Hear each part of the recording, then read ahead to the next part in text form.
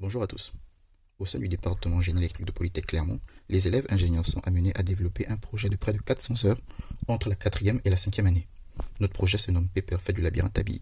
Et ces projets ont pour but à la fois d'acquérir de nouvelles compétences, mais aussi de mettre en pratique, dans un projet ingénieur et ambitieux, les compétences techniques acquises au cours de notre formation. Il a été encadré par M. Sébastien Langagne, client, qui a fait la demande du projet, M. Alexis Landreau en tant que tuteur académique et M. Julien Laurence en tant que tuteur industriel, qui nous a aidés dans la gestion et la planification de projet. Ce projet a une équipe développement composée de deux étudiants, M. Ditomingossi Pierre-Emmanuel et M. Pama Baboima. Concernant les objectifs du projet, notre client, M. Langagne, enseignant au sein du département de génie électrique, en faisant l'appel d'offres, souhaitait pouvoir promouvoir le département génie électrique lors de journées telles que les portes ouvertes ou la fête de la science. Cette promotion est d'autant plus pertinente due à la dualité de l'équipe développement. Les deux étudiants présents sur ce projet occupent à la fois l'option A de transfert d'énergie et l'option B de système informatique embarqué. Les deux options qui sont présentées aux étudiants au cours de la formation de génie électrique. Quelle est alors la problématique posée par le projet? À gauche, nous avons Pepper, un robot humanoïde de 1,20 m conçu par SoftBank Robotics. À droite, un labyrinthe à billes qui est un jeu populaire auprès des plus petits, où le défi est de faire bouger une planche sur laquelle il y a une balle.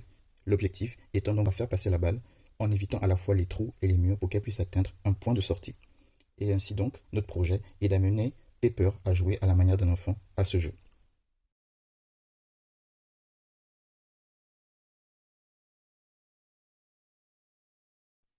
Pour ce projet, trois grands axes de développement se dégagent. En premier lieu, un axe de traitement d'image, car Pepper, doté d'une caméra sur son front et sur sa bouche, doit pouvoir voir les éléments tels que la bille, le labyrinthe, et sur le labyrinthe, voir les éléments tels que la sortie, les murs et les éventuels trous.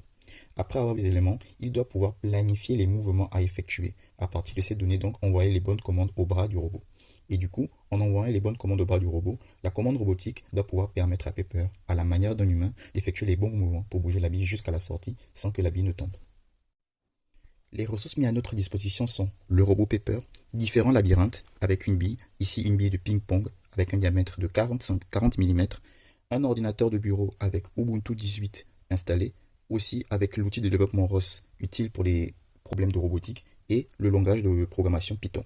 Aussi, pour des raisons de commande robotique, nous avons aussi la possibilité de recevoir un joystick. Alors, comment s'organisent les ressources entre elles? Le robot Pepper doit se saisir du labyrinthe et jouer avec ses mains.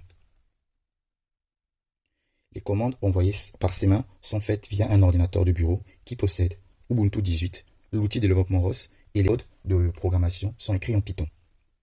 L'ordinateur de bureau communique avec Pepper via liaison filaire Wi-Fi pour former un réseau local privé.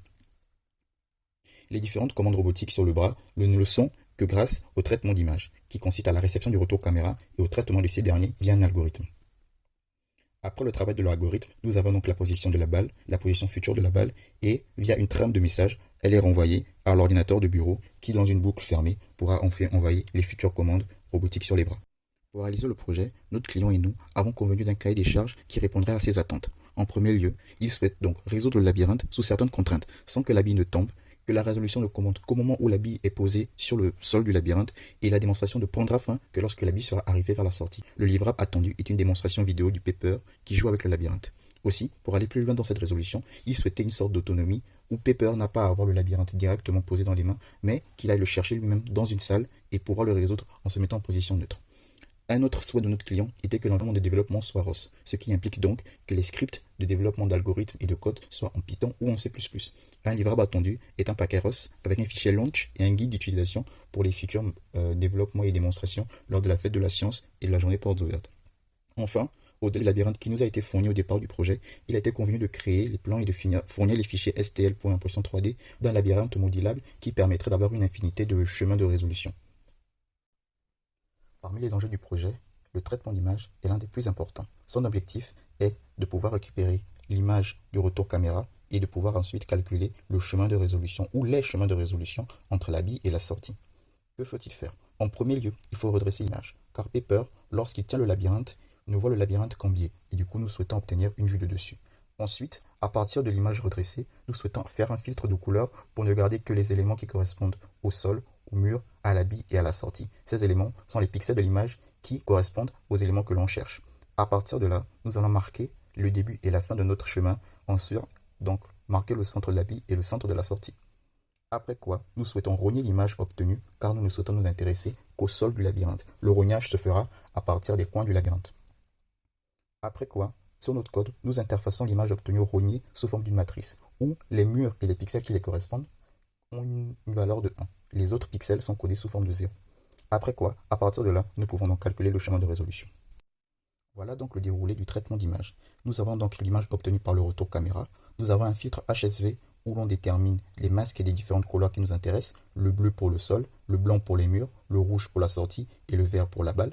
Après quoi, nous souhaitons identifier les coins du labyrinthe pour nous pouvoir enfin rogner et ne s'intéresser qu'à la partie où la bille va passer, c'est-à-dire le sol du labyrinthe. À partir de là, nous pouvons donc établir plusieurs chemins entre le centre du labyrinthe et le centre de la sortie et pouvoir envoyer les informations à la partie commande. Ces informations sont une trame de données où on pourrait indiquer s'il y a oui ou non la bille encore présente sur le sol, si oui ou non la démonstration est finie, ce qui signifie donc que la bille est arrivée à la sortie, la position actuelle de la bille en XY et la position future de la bille en XY également. Qu'en est-il de la commande robotique? La commande robotique permet donc d'envoyer les commandes de vitesse aux articulations de Pepper. Pour ce faire, nous avons codé deux types de commandes.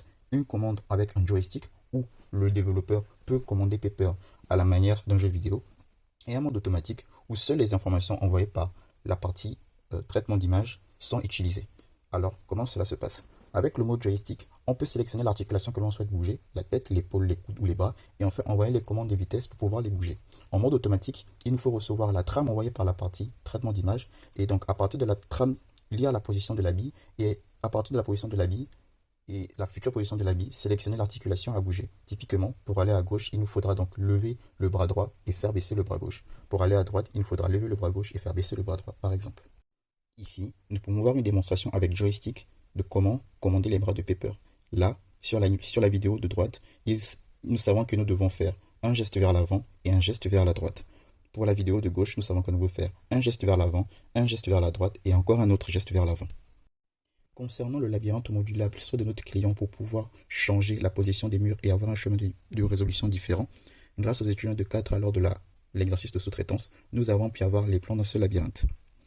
Alors, les tuyaux de ce labyrinthe feront 5 cm par 5 cm. Les murs de hauteur de 2 cm pour pouvoir faire la hauteur de la balle de ping-pong, la balle qui est utilisée lors de la démonstration. Et enfin, les poignées jaunes que l'on voit sur les labyrinthes précédents seront fixés pour pouvoir faciliter la prise en main pour Pepper. Merci d'avoir visionné notre vidéo. Nous vous donnons rendez-vous le 6 janvier 2023 à 9 h pour nos soutenances de projet. Merci.